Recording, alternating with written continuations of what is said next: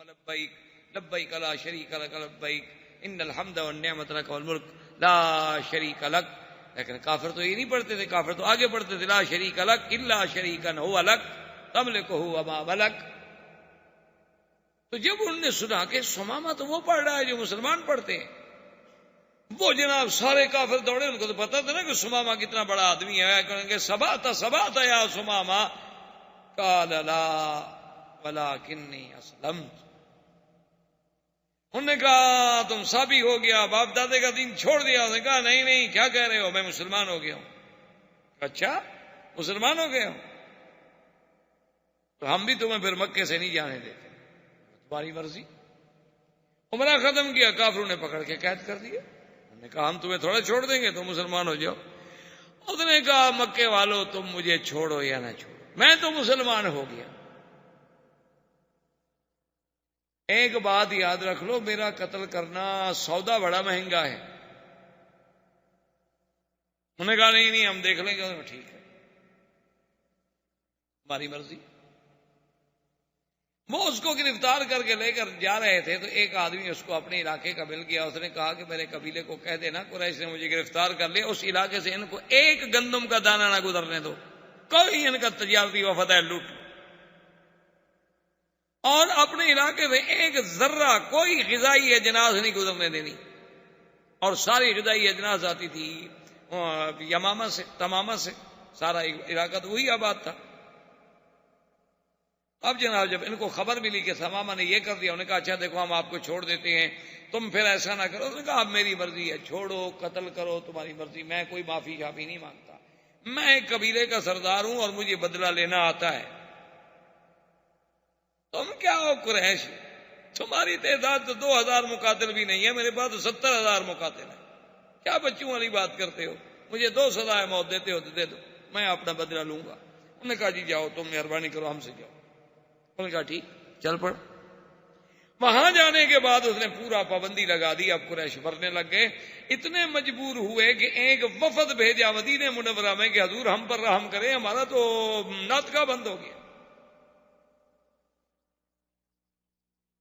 کہا حضور ہم کہاں جائیں, ٹھیک ہے آپ کا ہمارا اختلاف اپنی جگہ پر ہے, آپ کی ہماری جنگ اپنی جگہ پر ہے, لیکن ہم آپ کے قبیلے کے لوگ ہیں, آپ کے عزیز ہیں, رشتہ دار ہیں, آپ یہی چاہتے ہیں ہم بھوکے مر جائیں.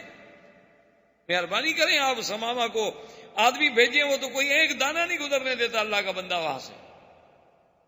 حضور صلی اللہ علیہ وسلم کو رحم آ گیا. حضور نے فرمایا اچھا ہم اس کو پیغام بھیجتے ہیں اور ہم سے بھی جو مدد ہوگی ہم کریں گے. حضور نے پیغام بھیجا, اس نے کہا یا رسول اللہ اب یہ آپ کا حکم ہے, اب آپ تو مجھے جو بھی حکم دیں آپ کہیں تو میں اپنے سر پہ بھی جہاں غذا لے کر ان کو پہنچانے کے لیے تیار ہوں. اگر آپ کا حکم نہ آتا تو پھر میں قریش کو سمجھتا کہ قریش کیا ہے.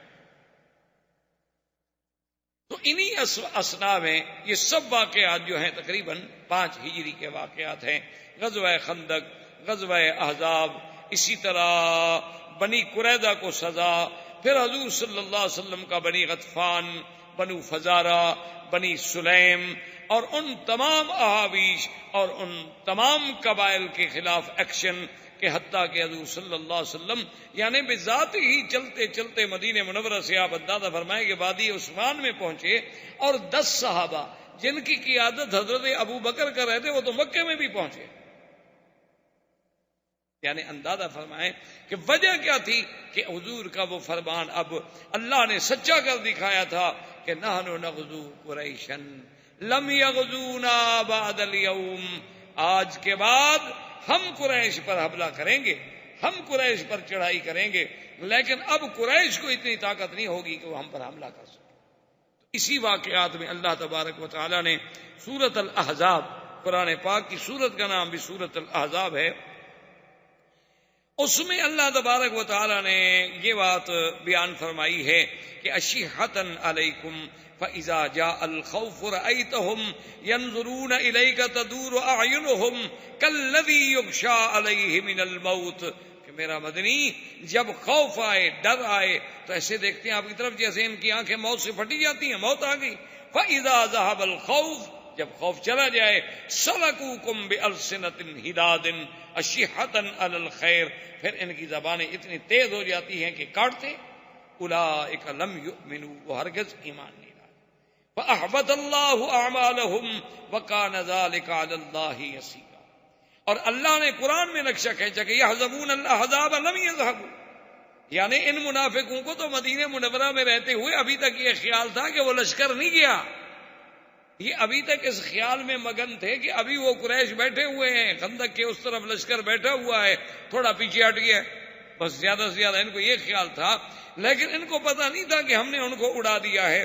یحسبون الاحزاب لم یذهبوا وإن يأت الأحزاب يودوا لو أنهم بادون في الأعراب يسألون عن أنبائكم فلو كانوا فيكم ما قاتلوا إلا قليلا۔ اور میرا مدنی یہ منافقوں کا جب یہ حال ہے، اگر یہ آپ کے ساتھ رہتے اور خندق کو چھوڑ کر نہ بھاگ جاتے پھر بھی نہ لڑتے، کیونکہ جب دل آپ کے ساتھ نہیں۔ لقد كان لكم في رسول الله أسوة حسنة لمن كان يرجو الله واليوم الآخر وذكر الله كثيرا فلما رأى المؤمنون الأحزاب قالوا هذا ما وعدنا الله ورسوله وصدق الله ورسوله۔ اور جب وہ احزاب لشکر آئے تو جو مومن تھے ان نے جب دیکھا انہوں نے کہا کہ بالکل اللہ کا جو وعدہ ہے سچا ہے، اللہ کے نبی نے جو کہا تھا سچا ہے۔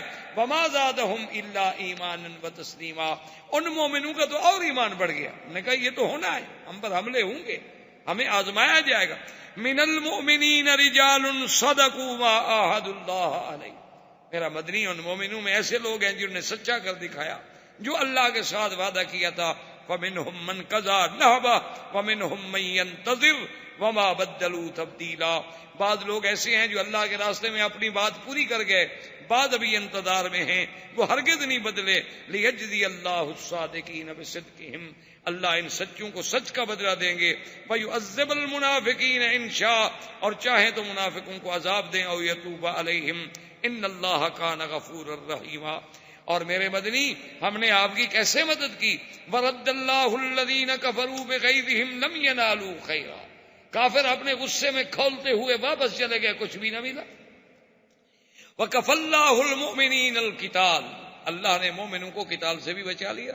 وکان اللہ قویا عزیزا وانزل الذین ظاہروہم من اہل الکتاب من سیاسیہم، اور میرے مدنی ہم نے اتارا اہل کتاب کو، وہ بنی قریظہ، ان کو اپنے ان کے قلعوں سے ہم نے اتارا۔ وقذف فی قلوبہم الرعب، ہم نے ان کے دلوں میں آپ کا رعب ڈالا۔ فریقا تقتلون وتأسرون فریقا، ان میں سے ایک پارٹی ایک جماعت کو قتل کیا گیا، ایک کو قید کیا گیا۔ وأورثکم ارضہم ودیارہم واموالہم وارضا لم تطئوها، اور میرا بدنی ہم نے آپ کو ان کی زمینوں کا، ان کی حویلیوں کا وارث کیا۔ وکان اللہ علی کل شیء قدیرا، اور اللہ تبارک و تعالی ہر چیز پہ قدرت رکھنے والے ہیں کہ ہم نے اپنی قدرت سے اسلام کو غالب کیا، کفر کو مغلوب کیا، اور مدینہ منورہ کی قوت اقتدار کو زیادہ سے زیادہ استحکام بخشا۔ واللہ تعالی عالم علمہ اتم۔ اعوذ باللہ من الشیطان الرجیم، بسم اللہ الرحمن الرحیم۔ ان الذين جاءوا بالافك عصبة منكم لا تحسبوه شر لكم بل هو خير لكم، قال النبي صلى الله عليه وسلم اشد ايذاء الانبياء فالامثل ثم الامثل، او كما قال رسول الله صلى الله عليه وسلم صدق الله العلي العظيم وصدق رسوله النبي الكريم، ونحن على ذلك لمن الشاهدين ومن الشاكرين والحمد لله رب العالمين۔ برادران اسلام، واجب الاحترام بزرگوں، بھائیوں، عزیز نوجوانوں، سیرت نبی پاک صلی اللہ علیہ وسلم کے سلسلہ درس میں الحمدللہ ہم نے غزوہ خندق یا غزوہ احزاب سمجھ لیں، اور اس کے بعد پھر حضور صلی اللہ علیہ وسلم کا بنی قریظہ پر محاصرہ، اور اللہ نے حضور صلی اللہ علیہ وسلم کو کامیابی عطا فرمائی۔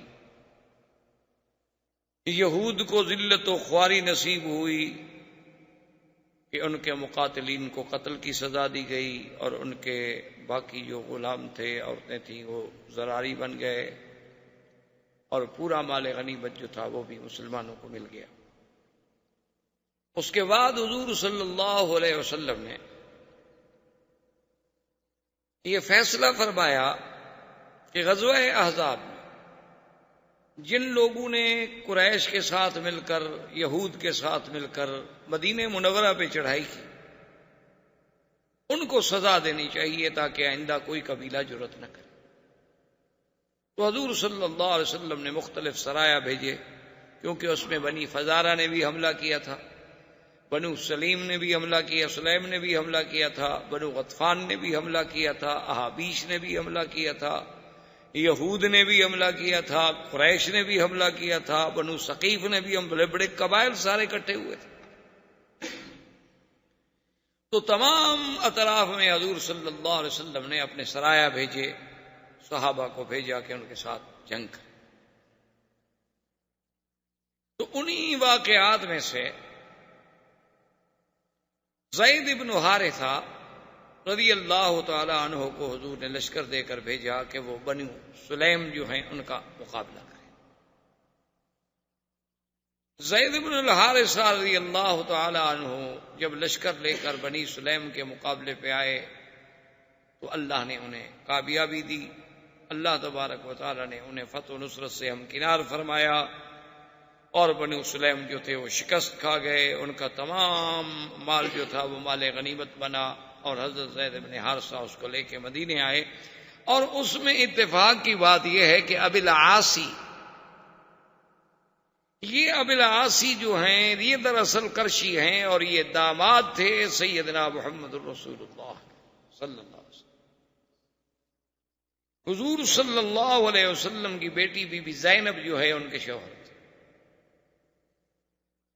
بی بی زینب رضی اللہ تعالیٰ عنہ،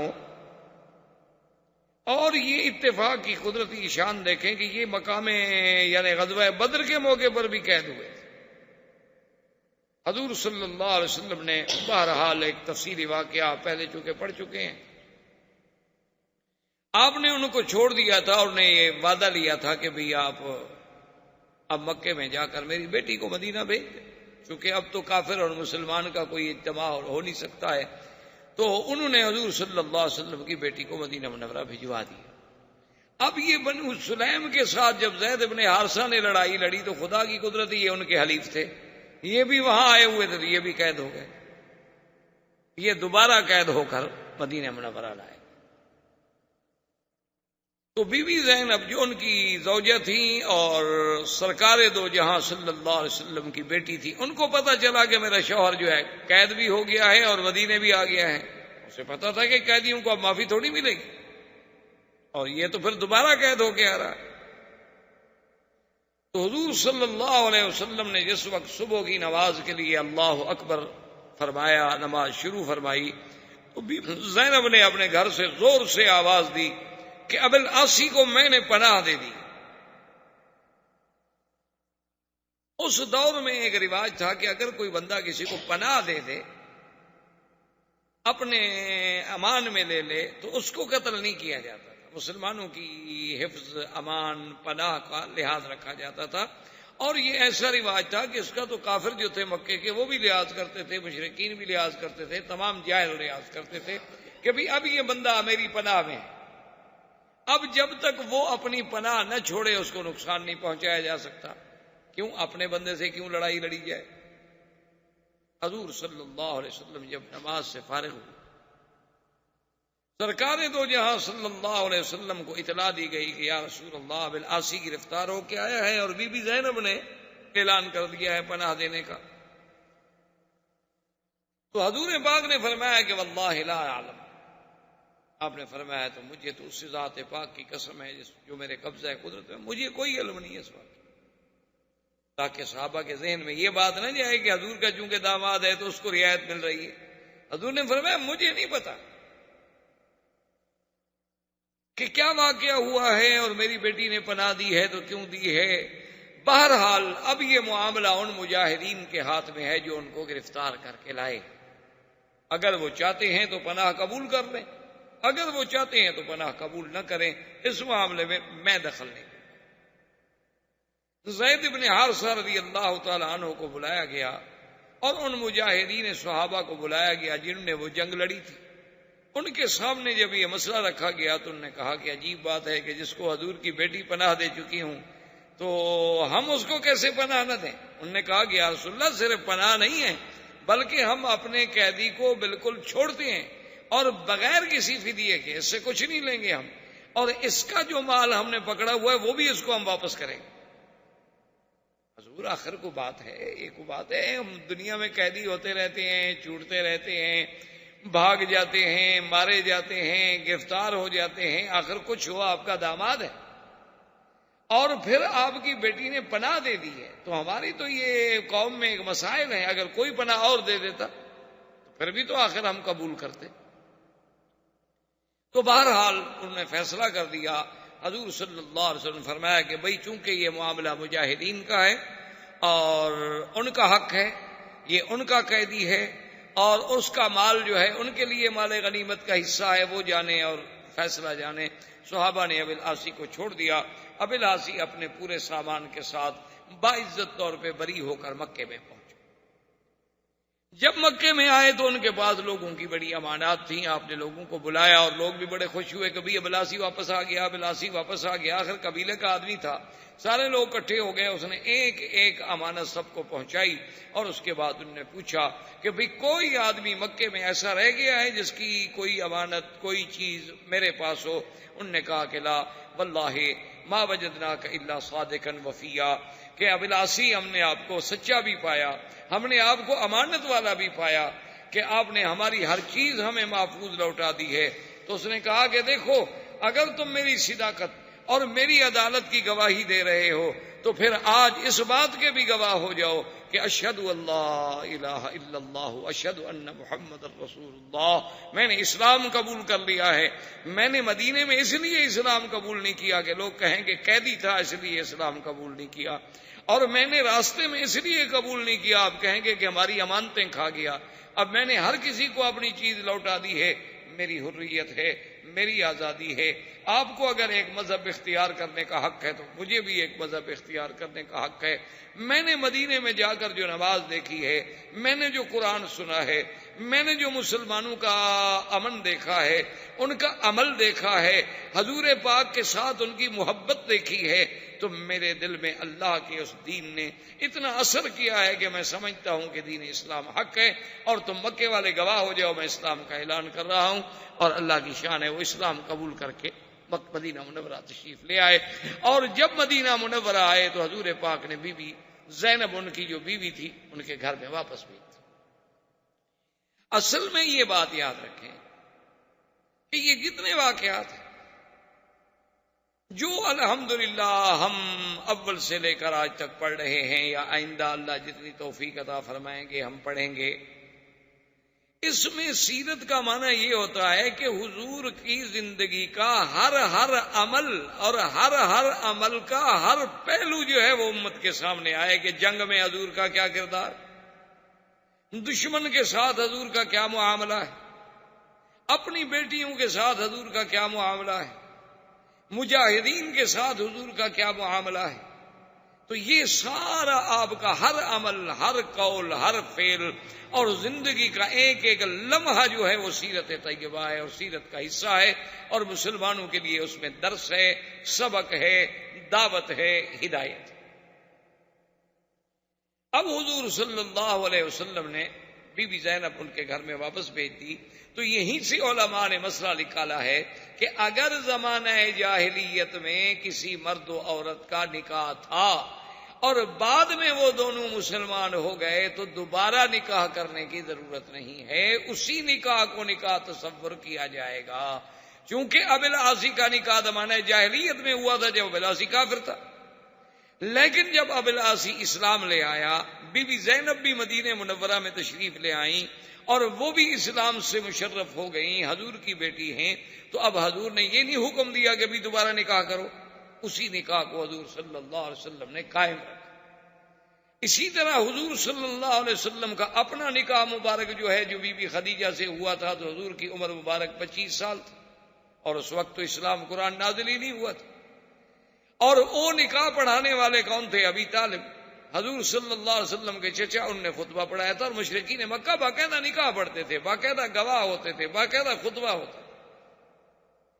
اب حضور پر جب قرآن نازل ہوا، شریعت نازل ہوئی، تو اب تجدید نکاح نہیں کی گئی، اسی نکاح کو قائم رکھا۔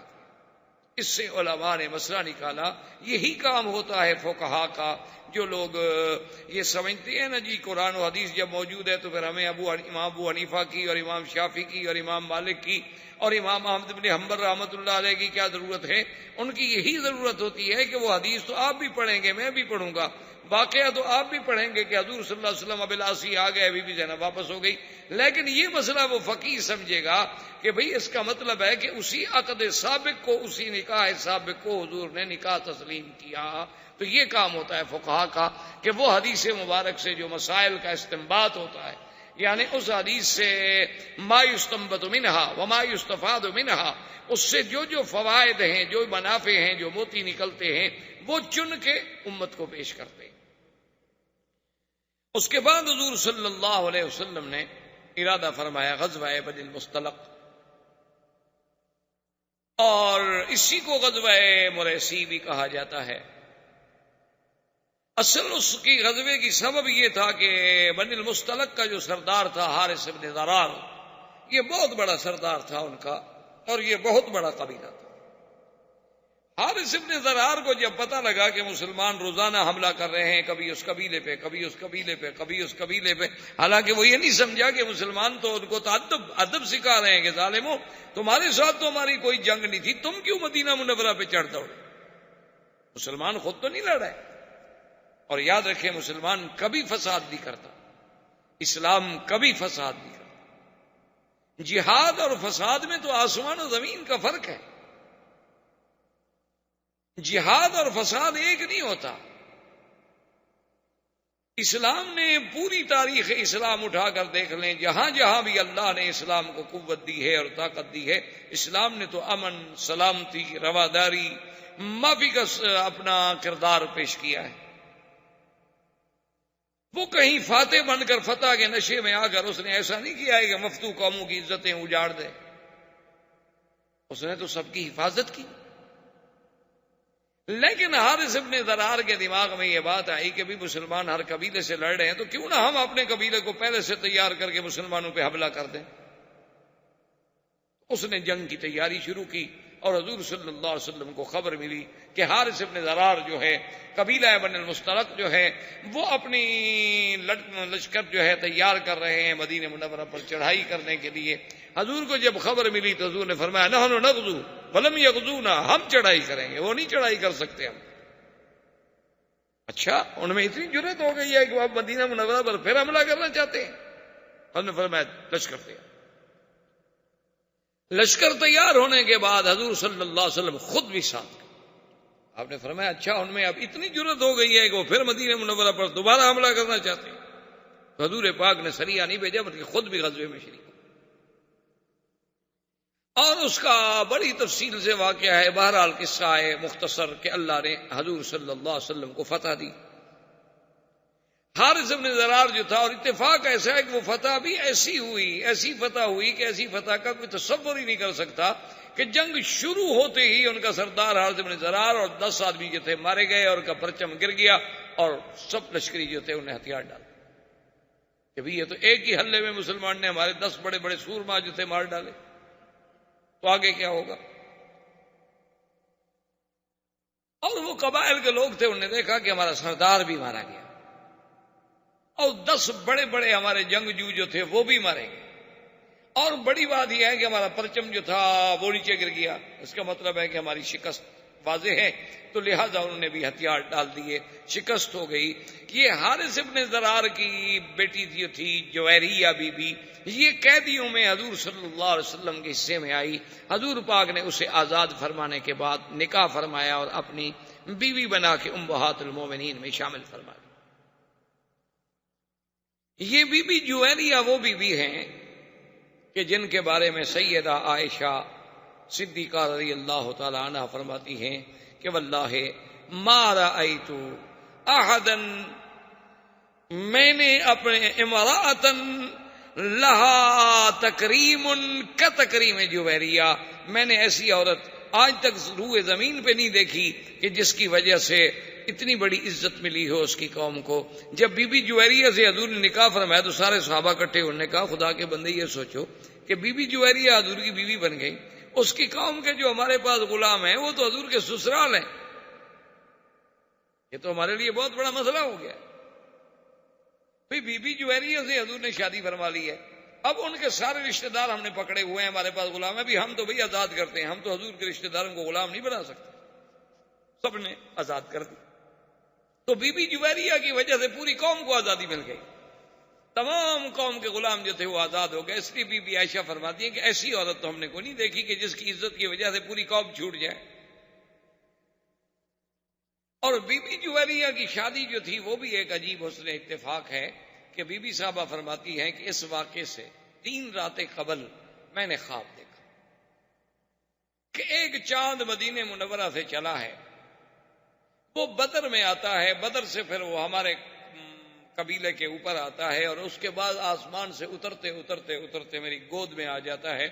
تو میں نے اسی وقت سوچ لیا تھا کہ اس چاند سے مراد اور کوئی نہیں ہو سکتا ما سوا محمد رسول، کیونکہ ایسے واقعات پہلے بھی گزر چکے تھے، قرآن و حدیث میں بھی ایسے واقعات آ چکے تھے کہ جب سیدنا یوسف نے خواب دیکھا تھا، انہوں نے کیا خواب دیکھا تھا کہ انی رأیت 11 کوكبا والشمس والقمر رأیتهم لی ساجدین، کہ 11 تارے اور سورج چاند، تو 11 تارے سے مراد ان کے بھائی تھے اور سورج چاند سے مراد حضرت یعقوب تھے اور ان کی خالہ تھی، تو ان کی تشبیہ جو تھی وہ بھی تو پھر پیغمبر کے ساتھ۔ اس لیے بی بی جویریہ فرماتی ہیں کہ جب میں نے یہ خواب دیکھا تو میں نے اسی وقت سمجھ لیا تھا کہ کوئی بات ضرور ہے، چاند سے مراد تو حضور محمد مصطفیٰ ہے، اور میری گود میں کیسے آ گئے، یہ کیسے ہوتا ہے، مجھے کیسے ملیں گے، یہ بات ابھی میں سوچ رہی تھی، اور 3 دن کے بعد میں حضور کی بیوی بن گئی۔ اور بے عین ہی اسی طرح بی بی عائشہ صدیقہ رضی اللہ تعالی عنہا نے خواب دیکھا کہ ایک چاند آسمان سے اترتا ہے اور میرے کمرے میں آ کے غائب ہو جاتا ہے، اس کے بعد پھر ایک اور چاند اترتا، وہ بھی میرے حجرے مبارک میں آ کے غائب ہو جاتا ہے، اور اس کے بعد پھر ایک اور چاند اترتا ہے، وہ بھی میرے حجرے میں آ کے غائب ہو جاتا ہے۔ اتنے میں صبح ہو جاتی ہے، میری آنکھ کھل جاتی ہے، اور سیدنا ابی بکر رضی اللہ تعالی عنہ تعبیر رویا میں بہت بڑے ماہر تھے، یعنی حضور صلی اللہ علیہ وسلم سے جب کوئی خواب پوچھنے آتا تو حضور یا تو خود تعبیر عطا فرما دے یا کہتے ابو بکر تم تعبیر دیا۔ تو بی بی عائشہ فرماتی ہیں کہ میں نے اپنے ابا جان سے یہ اپنا خواب بیان کیا تو سیدنا ابو بکر چپ ہو گئے۔ میں نے کہا ابا جان کی تعبیر دیں، فرمایا اچھا عائشہ جب وقت آئے گا تو میں تعبیر بتلا دوں گا۔ اور کہتی ہیں کہ فلما توفی رسول اللہ صلی اللہ علیہ وسلم ودفن فی حجرتی، جس دن حضور پاک کی وفات ہوئی اور حضور سرکار دو جہاں میرے حجرے میں دفن ہوئے تو میرے ابے نے کہا کہ عائشہ ھذا اول قمر من اقمارک، آج پہلا چاند تو تیرے گھر میں آ گیا۔ اس کے بعد پھر سیدنا صدیق دفن ہوئے، اس کے بعد پھر سیدنا عمر دفن۔ تو سیدہ عائشہ نے جو خواب دیکھا تھا وہ خواب بے عین ہی اسی طرح سچا۔ اب حضور صلی اللہ علیہ وسلم جب واپس آ رہے تھے تو قاعدہ یہ ہوتا تھا کہ راستے میں جہاں کوئی چشمہ ہوتا تھا چھوٹا موٹا پانی کا، وہیں پڑاؤ ڈالا جاتا تھا کہ بھئی کچھ پانی بھی پی لیا جائے، کچھ جانور بھی پانی پی لیں، اونٹ گھوڑے بھی پانی پی لیں، اور کسی نے کچھ اللہ نے توفیق دی ہے کچھ کھانا پکانا ہے تو وہ بھی کھا لے۔ تو ایک چھوٹے سے چشمے پر، اور ویسے اصول یہ بنایا تھا صحابہ نے کہ چشمے پر جب قافلہ اتر جاتا تو سب سے پہلے جو لوگ ہیں وہ بھیجے جاتے کہ حضور پاک کے لیے پانی بھر لیں، تاکہ آپ کی ضرورت جو ہے سب سے پہلے پوری کی جائے. اس کے بعد پھر صحابہ پانی بھرتے. ایک شخص تھے جن کا نام تھا جہجاہ. یہ حضرت عمر کے غلام تھے اور یہ مہاجر تھے، یعنی مکے کے رہنے والے، مکے سے آنے والے. اور ایک آدمی تھے سنان، وہ انصار کے رہنے والے یعنی مدینہ منورہ کے رہنے والے تھے، اور ان کا تعلق جو ہے بے اعتبار قبیلے کے عبداللہ ابن ابی ابن سلول کے ساتھ. لیکن سنان مسلمان تھے پکے. اب جب جہاں پہنچے، یہ حضرت عمر کے خادم تھے، مشکیدہ لے کے پہنچے کہ حضور کے لیے اور ابو بکر عمر کے لیے پانی بھر لیں. سنان پہنچے، انہوں نے کہا میں پانی بھروں گا. انہوں نے کہا تمہیں پتہ نہیں ہے کہ پہلے پانی ہم بھریں گے؟ انہوں نے کہا نہیں میں بھروں گا. تو اسی میں دونوں کی اللہ رحمت فرمائے تھوڑی بات بڑھتی گئی. تو وہاں ایک لکڑی پڑی تھی، تو اس نے لکڑی اٹھا کے مار دی سنان کو. کیا جان انسان ہے، اور شیطان تو یجری کا مجری الدم، شیطان تو ایسے دوڑتا ہے نا انسانوں میں جیسے خون گردش کرتا ہے. تو جب ان کو لکڑی لگی تو اس نے کہا یا للانصار، اور جہاں نے کہا یا للمہاجرین. سب نے اپنے اپنے قبائل کو بلانا شروع کر دیا، اور دونوں طرف سے قبیلے بھاگے جناب. موقع پہ آئے، پانی پہ اکٹھے ہوئے، تلواریں نکل آئیں. کہ عرب لوگ جو تھے، یہ تو آپ کو پتہ ہے نا، یہ قبائل کی زندگی تھی. یہ تو چھوٹی چھوٹی سی بات پر قتل کر دینا، لڑائی، یہ تو معمولی سی بات ہوتی. یعنی اگر آپ ان کی تاریخیں اٹھا کے دیکھیں تو حیران ہوں گے کہ ایک دفعہ ان کی ایک بڑی مشہور لڑائی ہے. وہ بتائیں کیوں ہوئی تھی؟ اس کا سبب یہ تھا کہ دو قبائل کے سردار تھے، ان دونوں کے باغ تھے بڑے بڑے. ایک آدمی کا باغ مشرق میں تھا، ایک کا باغ مغرب میں تھا، اور دونوں باغ آمنے سامنے نظر آتے تھے باقاعدہ. تو ایک بار سے کوئی پرندہ، کوئی چڑیا، اللہ عالم یا کیا پرندہ تھا، وہ اڑا. اڑنے کے بعد دوسرے کے باغ میں آیا تو اس نے کہا تمہارے باغ سے چڑیا اڑ کے میرے باغ میں کیوں بیٹھے؟ اس پہ لڑائی شروع ہوئی اور 300 آدمی مارے گئے کہ وہ چڑیا ادھر کیوں آئی تھی بھائی.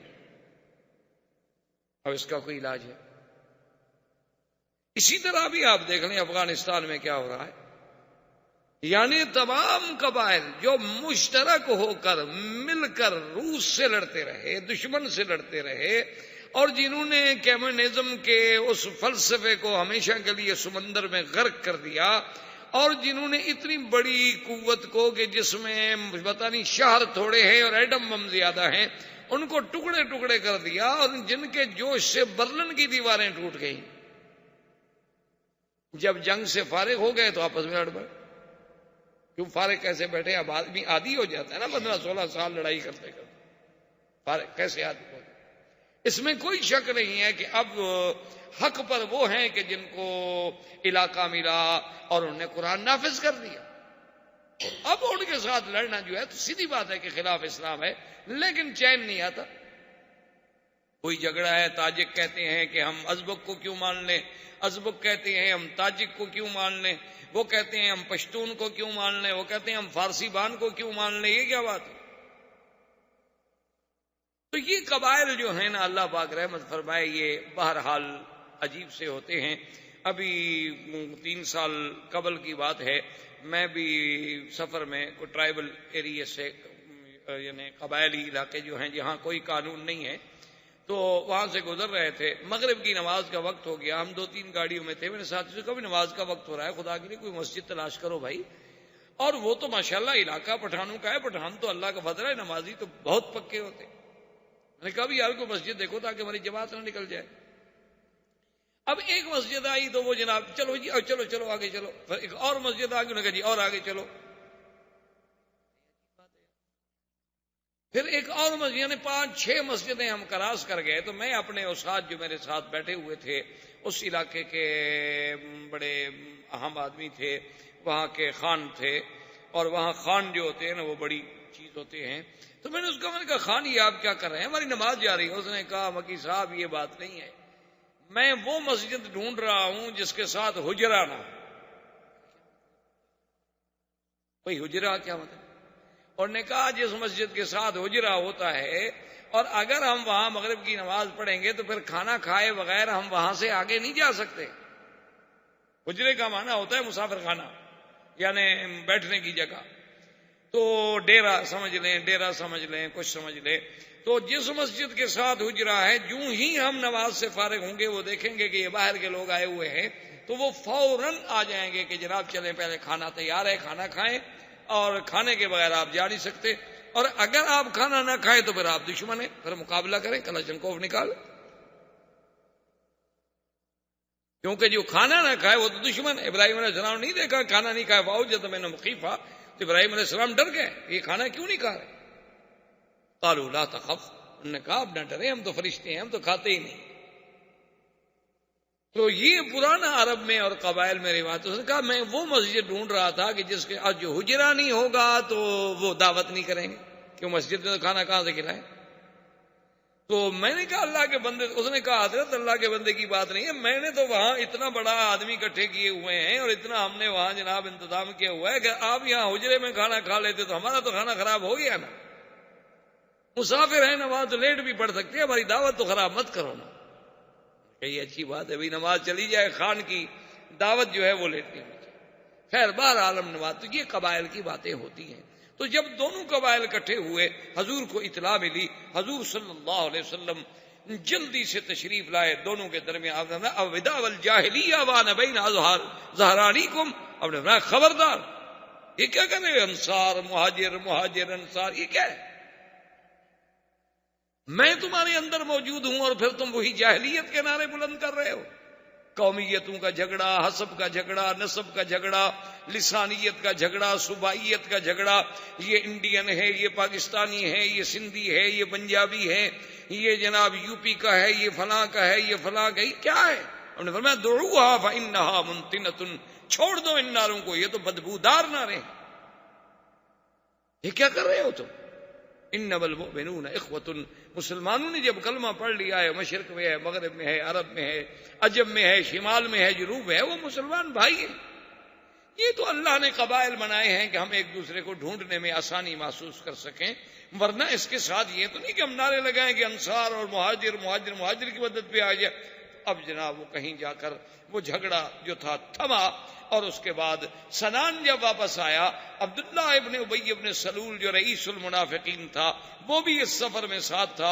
اس کو جب پتہ چلا اس نے کہا کہ اچھا اب یعنی وہ مہاجرین اتنے زور میں آ گئے ہیں کہ عمر کا ایک غلام جو ہے وہ بھی ہمارے بندوں کو لکڑیوں سے مارتا ہے. اور اس کے بعد اس بدبخت نے وہ جملہ کہا، اللہ معاف فرمائے، اللہ معاف فرمائے. عربوں کا ایک محاورہ ہے، سمن قلبک یاکلک، کہ تم اپنے کتے کو اور کھلاؤ تاکہ تمہیں یہ کھا جائے. کبھی اس کو پالو اور کھلاؤ اور کھلاؤ، جب یہ موٹا تازہ ہو جائے گا، مضبوط ہو جائے گا تو ایک دن تمہیں کھائے گا. اس نے یہ جملہ کہا، اللہ معاف کرے اس کے دل میں کس کی نیت تھی، بہرحال مسلمانوں کے خلاف تھی، صحابہ کے خلاف تھی. زید ابن ارقم ایک صحابی تھے اسی کے قبیلے کے، یعنی تھے وہ بھی خزرج. وہ یہ باتیں سن رہے تھے. انہوں نے آ کر اپنے چچا سے کہا کہ میرے چچا عبداللہ ابن ابی یہ کہہ رہا.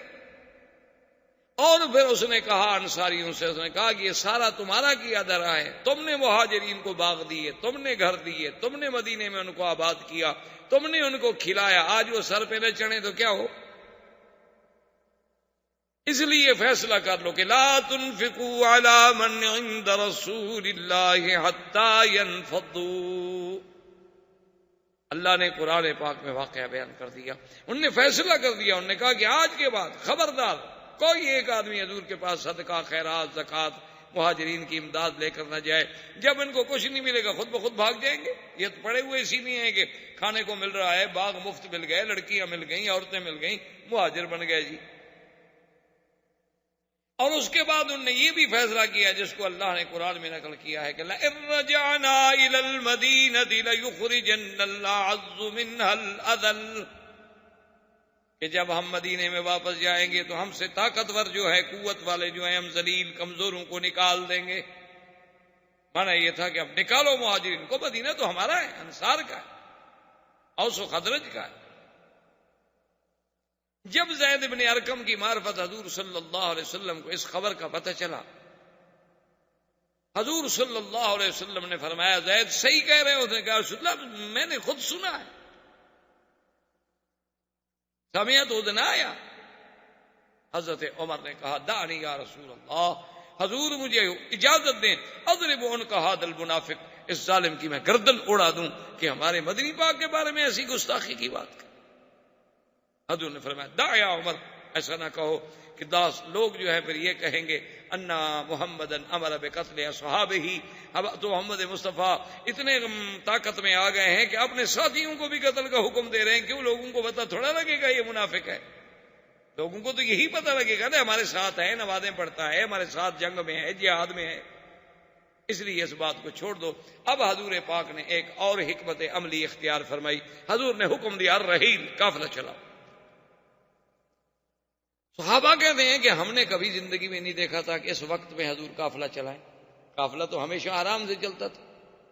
قافلے کا طریقہ ہوتا تھا کہ قافلے جو ہیں صبح صبح چلتے تھے اور پھر گرمی کے وقت پہ رک جاتے تھے، پھر شام کو چلتے تھے، پھر ساری رات آخر متاخر اللیل تک چلتے رہتے، پھر آرام کرتے، پھر صبح کو چلتے، پھر دوپہر میں رک جاتے، چونکہ اونٹوں کے قافلے صحرا کا سفر۔ لیکن حضور نے فرمایا الرحیل، چلو۔ صحابہ کہتے ہیں ہم حیران ہیں کہ حضور رکنے کا نام بھی نہیں لے رہے، چل رہے۔ اصل حضور کا مقصد یہ تھا کہ اب جو ان قبیلے میں وہ جو گرمی پیدا ہو گئی ہے یہ کہیں پھر ٹکرا نہ جائے، ان کو اتنا سفر میں الجھا دیا جائے کہ یہ تھک ہار کے سب بھول جائے۔ حضور صلی اللہ علیہ وسلم کی حکمت عملی تھی کہ متواتر سفر، بس نماز کے لیے حضور رکتے اور کہتے چلو، نماز کے لیے رکتے حضور کہتے چلو، سب کہتے ٹھیک چل رہا۔ تو لازماً الحمدللہ اس کا یہ اثر ہوا کہ وقتی طور پر وہ جو بات تھی کنٹرول، اور مدینہ منورہ یہ قافلہ پہنچ گیا۔ لیکن خدا کی قدرت دیکھیں اور اللہ کی شان دیکھیں کہ ایسے واقعات میں اور ایسے سفر میں عظیم عظیم عبرتیں، عظیم عظیم واقعات، حوادث پیش آتے، کیونکہ سفر کا یہ عالم تھا، تیزی تھی، اور قاعدہ یہ ہوتا تھا کہ عرب زمانے میں عورتوں کے لیے اس کو کہتے تھے ہودج۔ ہودج کا معنی یوں سمجھ لیں آپ پالکی جسے ہم کہتے ہیں انڈیا اردو زبان میں، جیسے ہاتھیوں کے اوپر بنا لیتے ہیں، اسی طرح عربوں کے اندر اس کو کہتے تھے ہودج۔ ایک ایسی چھوٹی سی پالکی بنی ہوتی تھی، اس کو اونٹ کے اوپر باندھ دیا پلان پہ، اس کے اوپر کپڑا ہوتا تھا، چھت ہوتا تھا، پردہ ہوتا تھا، اگر عورت ہو تو پھر اس میں وہ سفر کرتا تھا۔ اور قاعدہ یہ ہوتا تھا کہ جب سفر کا وقت آتا تو حضور صلی اللہ علیہ وسلم کے ساتھ جو بیویاں ہیں وہ اپنے اپنے ہودج میں جا کے بیٹھ جاتی، وہ اٹھانے والے آگے ہودج کو اٹھا کے تو اونٹ پہ باندھ دیتے اور قافلہ چل پڑتا، حضور سب سے آگے ہوتے قافلہ۔ اب خدا کی شان یہ ہے کہ بی بی عائشہ سیدہ صدیقہ رضی اللہ تعالی عنہا وہ بھی اس سفر میں ساتھ تھیں، وہ اپنے قضاء حاجت کے لیے، چونکہ اس دور میں اور خاص طور پہ سفر میں کوئی حمامات تو ہوتے نہیں تھے، عورتیں ہوں یا مرد ہوں تو پھر قافلے سے بہت دور کئی فرلانگ دور چلے جاتے تھے تاکہ کسی کو نظر بھی نہ آئے، کوئی آواز یا کوئی رائحہ خبیثہ، کوئی ایسی بدبو، کوئی ایسی چیز بھی کسی کو محسوس نہ ہو۔ تو ایک پردے کا طریقہ یہ ہوتا تھا کہ بہت دور نکل، بی بی عائشہ بھی دور نکل گئیں، واپس جب آئیں تو قافلہ چلا گیا، کہ قافلہ تو رکنے کا نام ہی نہیں لے رہا تھا نا، حضور چلا رہے تھے نا قافلے کو دھڑا دھڑ۔ اب بی بی عائشہ جب واپس آئیں تو اس نے کہا بھی قافلہ چلا گیا اور صحرا کا سفر ہے، اب اگر میں پیچھے دوڑوں تو کوئی سوال ہی پیدا نہیں ہوتا کہ میں اونٹوں کو پکڑ لوں، آدھے گھنٹے کا بھی فرق پڑ جائے تو بس پھر تو قافلہ گیا، اور اگر میں نہ ڈھونڈوں تو اس نے کہا بی بی عائشہ نے کہ میں نے یہی سوچا کہ سب سے بہتر بات یہ ہے کہ بس اسی جگہ رہ جاؤ، کیونکہ آخر کسی وقت تو حضور کو علم ہوگا نا کہ بی بی عائشہ نہیں ہے، کیونکہ حضور کی عادت مبارک تھی قافلے کو چلانے کے بعد وہ کبھی کبھی اپنی سواری جو تھی وہ عورتوں اپنے بیویوں کے اونٹوں کے قریب لا کے پوچھ لیتے تھے کہ کوئی تکلیف تو نہیں ہے، خیریت ہے، کوئی پانی کوئی چیز پوچھنی ہے، پوچھ کے پھر حضور چلے جاتے تھے۔ نے کہا کبھی تو حضور میرے اونٹ کے قریب آئیں گے نا، پوچھیں گے، جب آواز نہیں آئے گا تلاش کریں گے، جب تلاش کریں گے تو یہ جگہ ڈھونڈنا تو قبیلے کے لیے آسان ہے، قافلے کے لیے، لیکن اگر میں خود عقل دوڑاؤں تو اس کا معنی یہ ہے کہ موت کے سوا چارہ کوئی نہیں۔ حضور صلی اللہ علیہ وسلم نے ایک اور انتظام بھی فرمایا تھا کہ ایک صحابی تھے جن کا نام تھا صفوان ابن معطل، بڑے شان والے سے، حضور نے ان کے ذمے ایک ڈپٹی لگائی ہوئی تھی کہ تم جو ہے کم از کم 4-6 گھنٹے قافلے سے پیچھے رہا کرو، اکیلے اونٹنی، راستہ تمہارا یہی ہوگا جس راستے پہ ہمارا قافلہ جا رہا ہے، جہاں جہاں قافلہ پڑاؤ کرے گا اور وہاں سے وہ منزل چھوڑے گا تو تم 4 گھنٹے 6 گھنٹے بعد وہاں پہنچو گے، وہاں آگے ذرا دیکھ لو کسی کی کوئی چیز رہ گئی ہو، کوئی تلوار رہ گئی ہو، کوئی سلاح رہ گیا ہو، کوئی سامان رہ گیا ہو، تو وہ اپنی اونٹنی پہ رکھ لیا اور پھر قافلے کو پہنچا دیا، کیونکہ انسان ہے، اونٹوں کے سفر ہیں، گھوڑوں کے سفر ہیں، تو کئی چیزیں بھول جاتا ہے آدمی۔ حضرت صفوان ابن معطل فرماتے ہیں کہ میں اپنے اونٹنی پر جب آیا تو دور سے مجھے ایک سایہ سا محسوس ہوا کہ کوئی کپڑا لے کے جیسے کوئی بندہ لیٹا ہوتا ہے، اور میں جب قریب آیا دیکھا تو کپڑا لے کے بیٹھی ہوئی ہیں بی بی عائشہ، چونکہ میں نے پردے سے پہلے دیکھا ہوا تھا بی بی کو، تو میں نے فوراً اندازہ لگا لیا کہ بی بی عائشہ، میں نے کہا عائشہ، انہوں نے کہا چپ کر گئی، میں نے کہا اللہ کی بندی تم کیسے اکیلے یہاں رہ گئی؟ قافلہ چلا گیا، تم اکیلی عورت؟ بی بی عائشہ کہتے ہیں، حضرت صفوان فرماتے ہیں کوئی بات نہیں،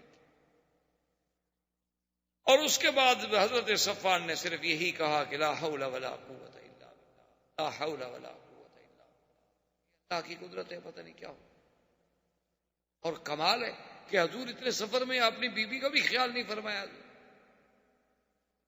تو بی بی عائشہ کہتی ہیں کہ واللہ ما رأیت رجلا امینا ولا کریم، میں نے ایسا شخص نہیں دیکھا سخی بھی اور امانت والا کہ انہوں نے آ کے میرے قریب اونٹ اپنے کو بٹھایا اور خود دور چلے اور پشت دے کر کھڑے ہو گئے تاکہ میں اونٹ میں بیٹھ جاؤں، اونٹ پہ چڑھتے ہوئے بیٹھتے ہوئے، ممکن ہے عورت ہے نا، چادر اتر جائے، دوپٹہ اتر جائے، کچھ ہو جائے، دور کھڑے ہو گئے۔ جب ان کو تسلی ہو گئی کہ اب میں اونٹ پہ بیٹھ گئی ہوں گی تو آئے اور مہار پکڑی اور چل۔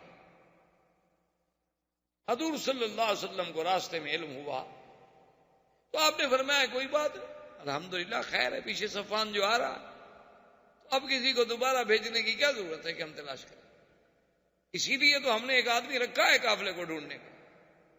تو خلاصہ یہ ہے کہ بہرحال مدینہ منورہ کے قریب پہنچے، سارا قافلہ بیٹھا ہوا ہے، حضور بیٹھے ہیں، صحابہ بیٹھے ہیں، مختلف اجماع ہیں، اور وہ عبداللہ ابن ابی جو ہے وہ بھی ایک ٹولی میں اپنے ساتھیوں کے ساتھ بیٹھا ہوا ہے، رئیس المنافقین جو تھا عبداللہ ابن ابی ابن سلول وہ بھی بیٹھا ہوا ہے، اور دور سے حضرت صفوان آگے چلتے ہوئے آ رہے ہیں، اور اڑتے اڑتے خبر تو پہنچ گئی کہ بی بی عائشہ رہ گئی تھی اور صفوان جو ہے ان کو لے کے آ رہا ہے۔ جب وہ قریب آئے تو اس بدبخت نے کہا کہ واللہ ما نجا منہا ولا نجت من، کہنے لگا بہرحال یہ نہیں ہو سکتا کہ وہ اس سے بچ گئی ہو یا یہ اس سے بچ گیا ہو، ایک جوان لڑکی ہو، ایک جوان آدمی ہو، سارا ہو، علیحدہ ہو، یہ ہو نہیں سکتا کہ بچ گئے، نعوذ باللہ ثم نعوذ باللہ، یعنی اتنی بڑی تہمت۔ اور یہ بات آہستہ آہستہ آہستہ چل نکلی۔ اب یہ بات چل نکلی، اتفاق کی بات یہ ہے، بی بی عائشہ فرماتی ہے کہ جب میں سفر سے واپس آئی تو میں بیمار ہو گئی اور مجھے کوئی پتہ نہیں، اور 20 دن متواتر میں بیمار رہی حضور کے گھر میں، اور اس بیماری میں یہ عالم تھا کہ مجھے بخار کی تکلیف تھی، اور میرے پاس چونکہ میرے ابا اور اماں آتے تھے اور کوئی آتا نہیں تھا، ان نے جب مجھے بات ہی نہیں بتائی، مجھے کیا پتا، لیکن میں نے اتنا ضرور محسوس کیا کہ حضور کی محبت میں فرق ہے۔ حضور صلی اللہ علیہ وسلم کا جو التفات تھا، جو حضور کا محبت تھی اور توجہ تھی، میرے ساتھ آگے بات کرتے تھے، مجھے بہلاتے تھے، مجھے تسلی دیتے تھے، خاص طور پہ مجھے اگر بخار ہو یا تکلیف ہو تو پھر حضور کافی ٹائم میرے ساتھ بیٹھتے تھے، صرف حضور تشریف لاتے اور آگے اتنا پوچھ رہے تھے کیف فیکم، کیا حال ہے اس کا، اور اس کے بعد چلے۔ اب بات اور پھیلنے لگ گئی۔ بی بی عائشہ فرماتی ہیں کہ میں نے جب دیکھا حضور کا اعراض کہ حضور کی کوئی توجہ ہی نہیں، تو میں نے ایک دن حضور سے عرض کیا کہ یا رسول اللہ استاذن، میں اجازت لینا چاہتی ہوں کہ میں اپنے ماں باپ کے گھر چلی جاؤں۔ حضور فرمایا ٹھیک۔ سوچ رہی ہو؟ بی بی عائشہ فرماتی ہیں کہ پھر میں اپنے ماں باپ کے گھر میں آ گئی، لیکن پھر بھی مجھے کوئی نہیں بتاتا یہ بات کیا ہے۔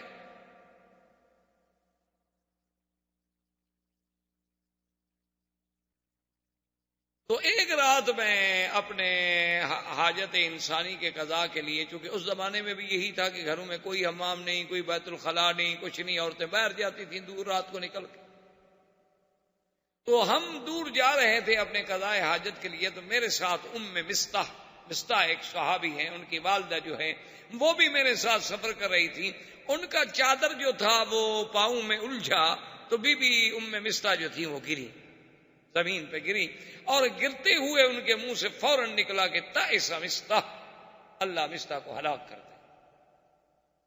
عائشہ فرماتی ہے میں تو گھبرا گئی، میں کھڑی ہو گئی، میں نے کہا ماذا تقولین یا ام مستح اما تعلمین انہ بدری، میں مستح کیا کہہ رہی ہوں؟ تم یہ نہیں جانتی کہ وہ صحابی ہے اور بدر کا صحابی ہے، بدری ہے، تم اس کے بارے میں یہ بات کر رہی ہو؟ تو وہ کھڑی ہو گئی، انہوں نے کہا عائشہ تمہیں پتا نہیں؟ کہا کیا؟ نے کہا تمہیں پتا نہیں کہ مستح کیا کہہ رہا ہے؟ ابھی بھی کیا پتا مستح کیا کہہ رہا ہے، وہ تو صحابی ہے، بدری ہے، حضور کا غلام ہے۔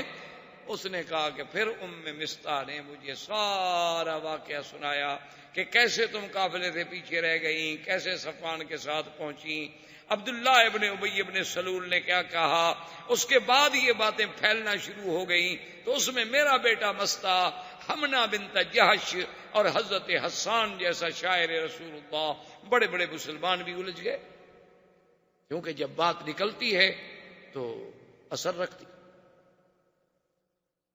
اسی لیے کسی نے کہا نا کہ جو بات نکلتی ہے اثر رکھتی ہے، پر نہیں طاقت پرواز مگر رکھتی ہے۔ اب بات اڑنی شروع ہو گئی، پھر کس سے بندے گئے، پھر ہر آدمی اپنے عقل کے مطابق سوچتے کہ ہاں جی بات تو ٹھیک ہے، ایک نوجوان لڑکی ہو اور جنگل ہو، اکیلا مرد ہو، یار یہ کیسے ہو سکتا ہے، ہر آدمی پھر اپنی سوچ اختر کی بات کا لوگوں نے افسانہ کر دی، لیکن اللہ نے جن کو اچھی سوچ دی ہے وہ اس وقت بھی اچھی سوچ دی۔ حضرت ابو ایوب الانصاری رضی اللہ تعالی، جو حضور صلی اللہ علیہ وسلم کے مدینہ منورہ میں سب سے پہلے میزبان، انہوں نے جب یہ واقعہ سنا گھر میں آئے، اپنی بیوی کو یہ بات سنائی، اور اس کے فوراً بعد یہ کہا ابو ایوب نے اپنی بیوی سے کہ میری بیوی لو کنت مکانت عائشہ، اگر تم عائشہ کے بجائے ہوتی تو کیا تم یہ گناہ کر لیتی؟ کہا کہ واللہ لا، کوئی شریف عورت بھی گناہ کا سوچ سکتی ہے؟ کوئی حرہ، کوئی آزاد، کوئی شریف، کوئی قبیلے کی عورت، خاندان کی عورت گناہ کے بارے میں تو سوچ ہی نہیں سکتی۔ اس نے کہا اچھا میری بیوی یہ بتاؤ، اگر صفوان ابن معطل کے بجائے میں ہوتا اس جگہ پہ تو تم میرے بارے میں کیا گمان کرتی ہو؟ اس نے کہا کہ واللہ ما رأیت منک الا خیرا، میں نے تو تم میں بھی بھلائی کے علاوہ کبھی کچھ نہیں دیکھا، مجھے یقین ہے کہ تم بھی گناہ نہیں کر سکتے۔ تو ابو ایوب نے کہا کہ فاسمعی ان عائشہ خیرا منک وصفوان ابن المعطل خیر منی، کہ میری بیوی پھر سن لو، عائشہ تم سے بہتر ہے اور صفوان مجھ سے بہتر ہے۔ جب ہم گناہ نہیں کر سکتے تو ان نے گناہ کیسے کیا ہوگا؟ جب ہم گناہ کے بارے میں نہیں سوچ سکتے تو جو ہم سے خیر ہیں، جو ہم سے بہتر ہیں، وہ کیسے گناہ کریں؟ لیکن بی بی عائشہ فرماتی ہیں کہ جب میں نے یہ قصہ سنا تو میرے تو پھر دماغ سے ہر بات ہی اڑ گئی کہ اچھا حضور صلی اللہ علیہ وسلم کا نہ بولنا، حضور صلی اللہ علیہ وسلم کا عدم التفات، تو اس کی وجہ یہ ہے اتنا بڑا حادثہ ہو گیا ہے مدینے میں اور مجھے پتہ بھی نہیں۔ میں آئی فبکیت بکاء، پھر میں نے رونے کے علاوہ میرے پاس کیا تھا؟ سرکار دو جہاں صلی اللہ علیہ وسلم نے مسجد نبوی میں اعلان فرمایا لوگوں سے کہ سب جمع ہو۔ جب سب لوگ جمع ہو گئے، حضور نے خطبہ پڑھا، حمد اللہ واسنا علیہ، اللہ کا حمد و ثنا بیان کی. آپ نے فرمایا کہ یا ایھا الناس، لوگوں اب وہ بات بھی ہو گئی ہے کہ ان الناس یؤذونی فی اہلی، کہ لوگ مجھے میرے اہل کے بارے میں بھی تکلیف دینے پر آ گئے ہیں. واللہ ما علمت علی اہلی خیرا، اللہ کی قسم ہے میں نے تو اپنی بیویوں پہ، اپنے اہل پہ ماں سوائے بھلائی اور خیر کے کبھی کچھ گناہ غلطی دیکھی نہیں ہوتی، لیکن لوگ مجھے ایذا دیتے. تو ایک صحابی تھے اسید ابن حضیر کھڑے،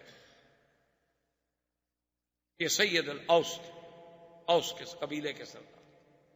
انہوں نے کہا یا رسول اللہ ان کان من الاوس، حضور آپ پر تہمت لگانے والا، آپ کے گھرانے پر اعتراض کرنے والا اگر ہمارے قبیلے کا آدمی ہے، حکم کریں ہم اس کی گردن کاٹ کے پاؤں میں رکھیں، اور اگر وہ خزرج کے قبیلے کا آدمی ہے تو پھر سعد ابن عبادہ رئیس الخزرج کو حکم دیں گے اس کی گردن کاٹ کے رکھیں، یا ہمیں حکم دیں، پھر ہم دیکھیں گے خزرج کے لوگ کیسے تہمت لگاتے ہیں.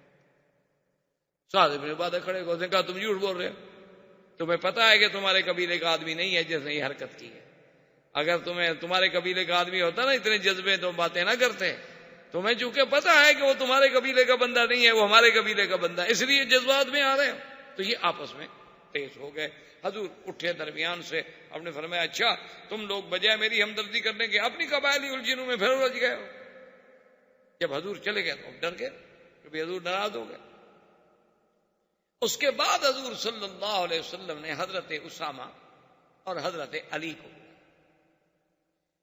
آپ نے فرمایا اسامہ چونکہ تم میرے بیٹے ہو، میرے بچے ہو، محبوب ہو، میرے بیٹے کے بیٹے ہو، اور ہمارے گھر میں آنا جانا، تمام بیویوں کے ساتھ ملنا، بچوں کی طرح ساتھ رہے ہو، تمہاری کیا رائے ہے، تم کیا سمجھتے ہو؟ نے کہا یا رسول اللہ ما رأیت الا خیرا، میں نے تو کبھی آپ کے گھر میں کوئی غلطی دیکھی نہیں، میں کیا بات ہے. حضور بی بی عائشہ میں کوئی برائی نہیں. حضور نے فرمایا علی ابن ابی طالب تم بتلاؤ تو ہمارے عزیز ہو، تمہاری کیا رائے؟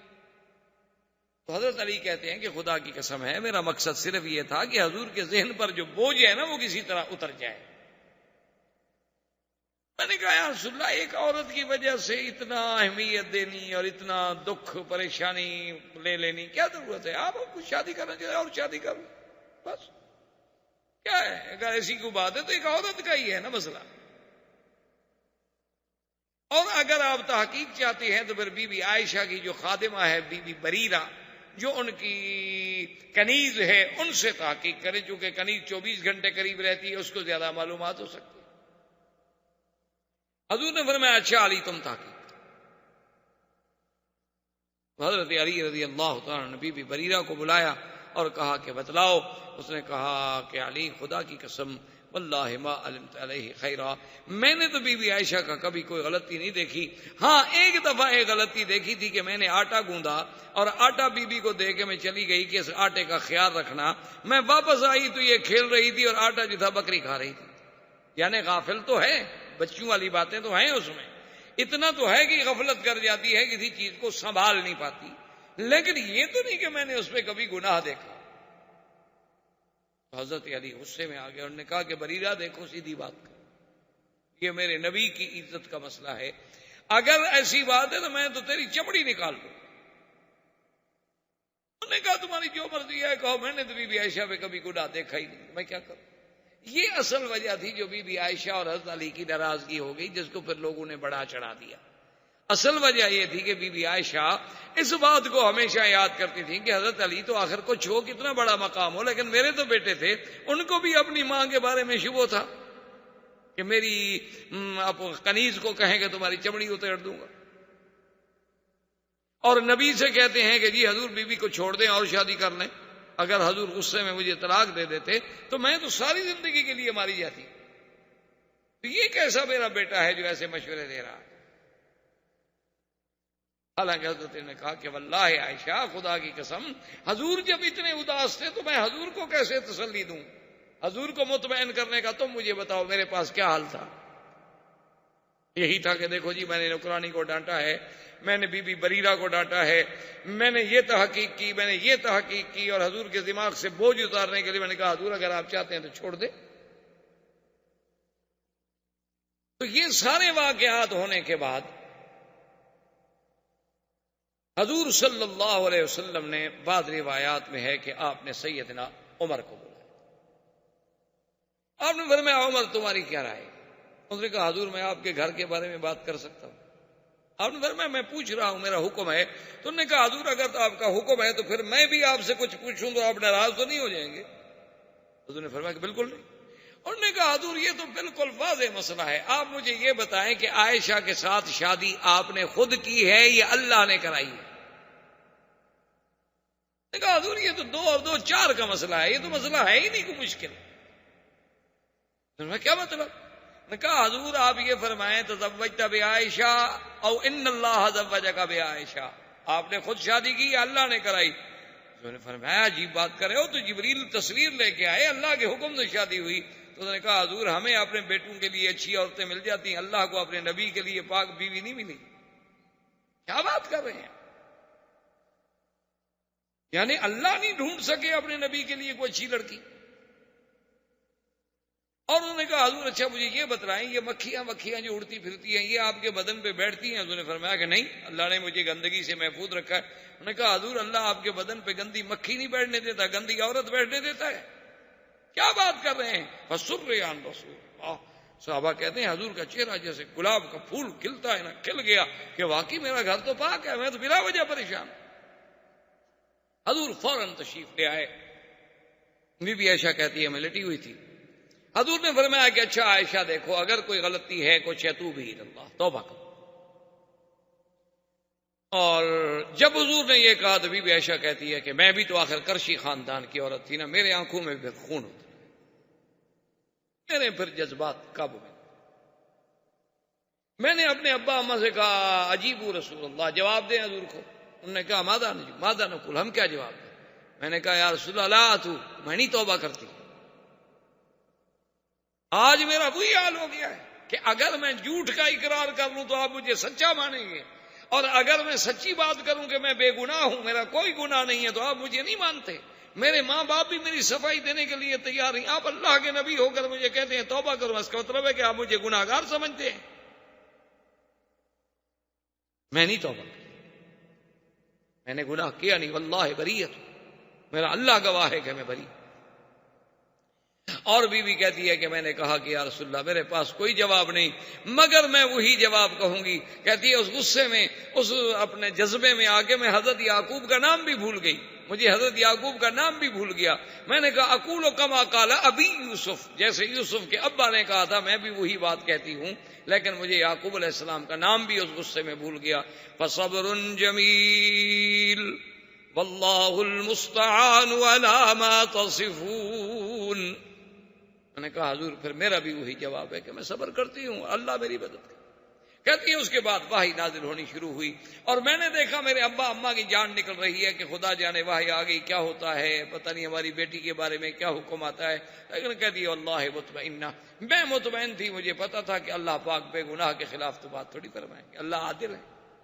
کہتی ہیں کہ جب وحی اتری اور وحی ختم ہوئی حضور صلی اللہ علیہ وسلم ابشری عائشہ، عائشہ مبارک ہو، ان اللہ قد برأک من السماء، اللہ نے تیری گواہی دی ہے آسمانوں سے کہ تو پاک ہے.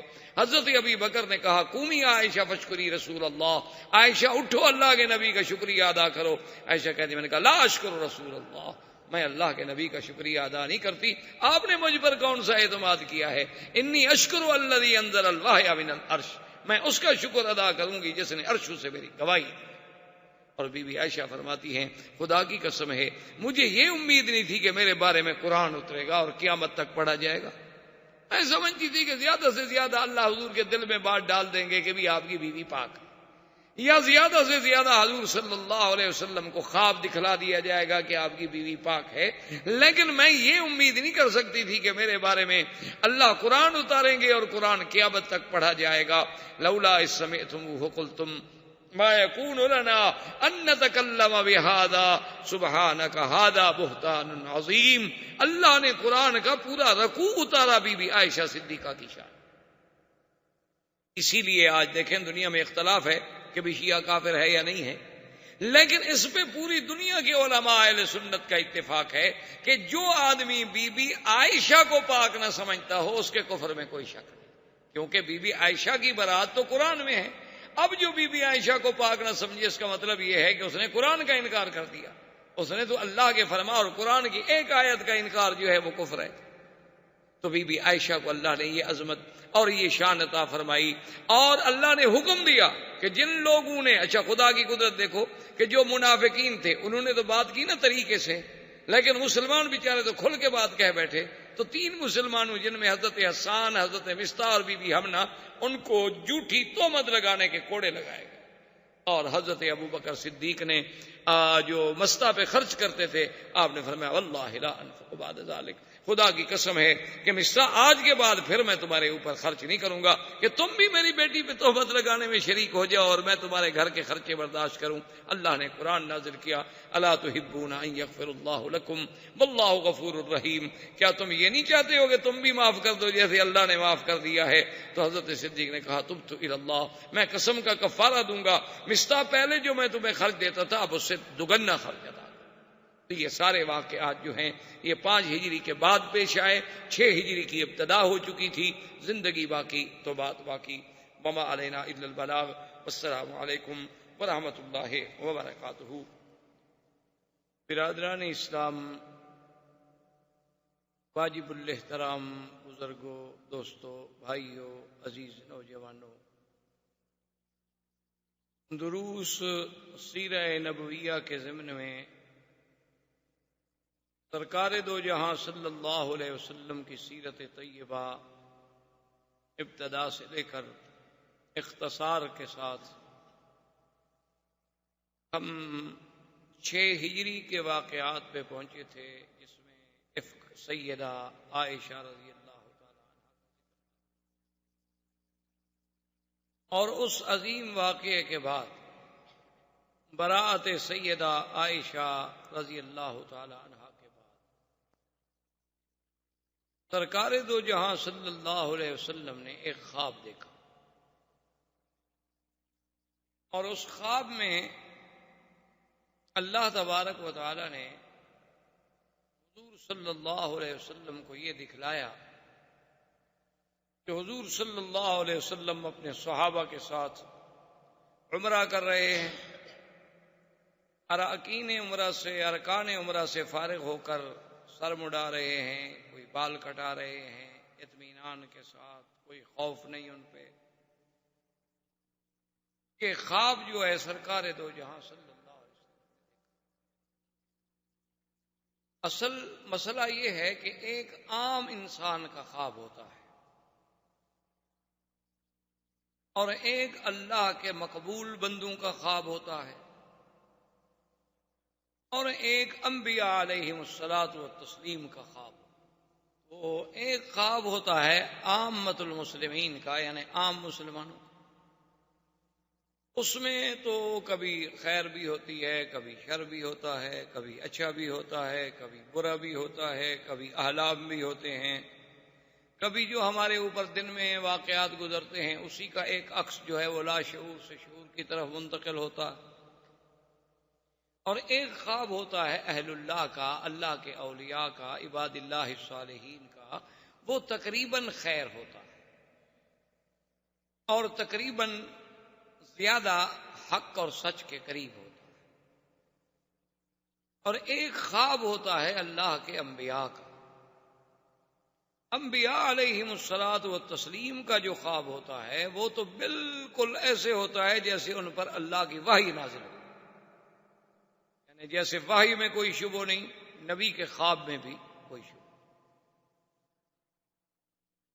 انبیاء علیہم الصلاۃ والتسلیم کے خواب میں، اور اس کی وجہ یہ ہے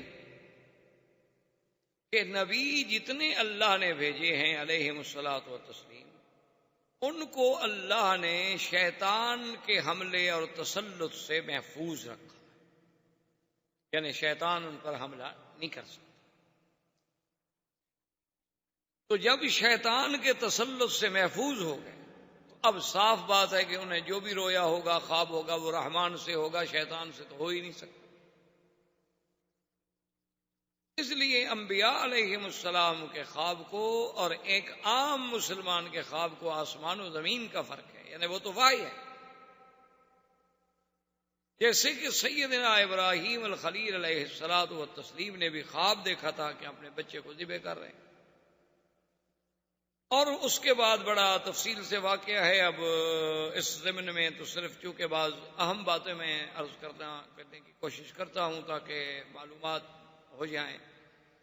تو جب سیدنا ابراہیم علیہ السلام نے سیدنا اسماعیل علیہ السلام پہ ذکر کیا کہ یا بنی انی ارا فی المنام، کہ میرے بیٹے میں نے خواب میں دیکھا، انی اذبح، کہ میں تمہیں ذبح کر رہا ہوں، فانظر ماذا تری، اب اس بات پہ آپ غور کریں، فیصلہ کریں کہ آپ کیا کہتے ہیں، آپ کی رائے کیا بنتی۔ تو سیدنا اسماعیل علیہ الصلوۃ والتسلیم نے جو جواب دیا وہ جواب مبارک یہ تھا،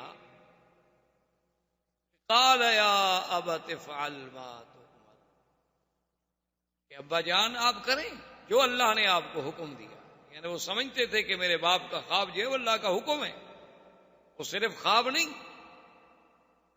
تو انبیاء علیہم الصلوۃ والتسلیم کا خواب جو ہے وہ تو بالکل اس طرح ہوتا ہے کہ جیسے اللہ کی وحی ہو، اس میں کوئی شک، کوئی شبہ، کوئی ریب نہیں ہو۔ اور اس ضمن میں ایک بات آپ کو یہ بھی عرض کر دوں کہ اگر آپ کبھی خواب دیکھیں اور وہ خواب ڈراؤنا ہے، خطرناک ہے، اس کا علاج بھی سرکار دو جہاں صلی اللہ علیہ وسلم نے بتا دیا ہے کہ اپنے بائیں طرف تھوک دیں۔ یہ ضروری نہیں ہوتا کہ تھوک ہی ڈالیں، مقصد تو یہ ہے کہ شیطان کو لعنت کرنی، اور اس کے بعد 3 دفعہ لا حول ولا قوت الا باللہ العلی العظیم پڑھیں، اور اپنی کروٹ بدل کے دوسری کروٹ پہ سو جائیں، اور اس کے بعد کسی کو ذکر نہ کریں، آپ کو اس خواب کا کوئی نقصان نہیں ہوگا، کسی کو بھی نہ بتائیں، بس بھول جائیں، سمجھیں کہ آپ نے دیکھا تھا، نہیں دیکھا تھا، اس کا کسی قسم کا ضرر آپ کو نہیں ہوگا۔ اور اگر آپ نے خواب دیکھا ہے اور آپ کو سمجھ نہیں آ رہا کہ بھئی پتہ نہیں یہ خیر ہے، شر ہے، اچھا ہے، برا ہے، اس کے بارے میں حضور کا حکم ہے کہ خواب ہر کسی پر ذکر نہ کریں، اس بندے پہ ذکر کریں جو آپ کا خیر خواہ بھی ہو اور علم بھی رکھتا ہو۔ یعنی علم کا کیا معنی ہے؟ یعنی اس کو رویا کے ساتھ علم، خواب کے ساتھ اس کو مناسبت، کیونکہ علم رویا جو ہے یہ مستقل ایک علم ہے۔ کیونکہ حضور نے فرمایا کہ خواب ایک ایسی چیز ہے کہ جب تعبیر دینے والا اس کی تعبیر دیتا ہے تو کبھی ایسا ہوتا ہے کہ بالکل اسی طرح واقع ہو جاتا ہے جو اس کے منہ سے نکلے گا۔ تو اب اگر وہ آدمی عالم نہیں تھا تو وہ تو خدا جانے کوئی اونٹ پٹانگ بات کہہ دے گا، اگر عالم ہوگا وہ سمجھے گا کہ اس خواب میں کوئی ایسی بات ہے تو اس کو کوئی اچھے لفظوں میں بیان کرنے کی کوشش کرے، تاکہ اللہ تبارک و تعالیٰ کی طرف سے اچھی خیر مانگی جائے، اچھی تمنا رکھی جائے، اچھی آرزو رکھی جائے۔ تو خواب کے اندر یہ بھی لازمی ہے کہ اس کو آپ یعنی ایک عام چیز نہ سمجھا کریں۔ اور اسی طرح دنیا میں حضور نے فرمایا سب سے بڑا جھوٹا وہ انسان ہے جو خواب نہ دیکھے اور لوگوں سے کہے کہ میں نے خواب دیکھا۔ اس نے خواب نہیں دیکھا لیکن لوگوں سے کہتا ہے کہ جناب مجھے تو فلاں بزرگ کی زیارت ہوئی، اور مجھے تو فلاں صحابی کی زیارت ہوئی، اور مجھے تو حضور صلی اللہ علیہ وسلم کی زیارت ہوئی، اور ایسی باتیں کرتا ہے حالانکہ اس نے نہیں دیکھا۔ کیونکہ اس قسم کی بات جھوٹ بولنا یہ گویا افتراء علی اللہ ہے، اللہ پر جھوٹ بولنا ہے، کیونکہ اگر اچھا خواب ہے وہ تو خدا دکھاتے ہیں، تو اس نے دیکھا تو ہے نہیں اور جھوٹ بول رہا ہے۔ بہرحال یہ ایک الگ موضوع ہے۔ تو سرکار دو جہاں صلی اللہ علیہ وسلم نے خواب دیکھا جس کا باقاعدہ قرآن مقدس میں ذکر ہے کہ لَتَدْخُلُنَّ الْمَسْجِدَ الْحَرَامَ إِنْ شَاءَ اللَّهُ آمِنِينَ مُحَلِّقِينَ رُءُوسَكُمْ وَمُقَصِّرِينَ لَا تَخَافُونَ فَعَلِمَ مَا لَمْ تَعْلَمُوا فَجَعَلَ مِن دُونِ ذَلِكَ فَتْحًا قَرِيبًا۔ اللہ کے نبی نے خواب دیکھا کہ آپ مسجد حرام میں داخل ہوں گے، اور امن کی. اور پھر بعض محلقین رؤوسکم و مقصرین، تم میں سے کوئی سر منڈانے والے ہوں گے، کوئی بال کٹانے والے ہوں گے، اور کوئی خوف نہیں. جب سرکار دو جہاں صلی اللہ علیہ وسلم نے یہ خواب دیکھا، خواب دیکھنے کے بعد آپ نے اعلان فرما دیا کہ میں نے عمرے پہ جانا ہے.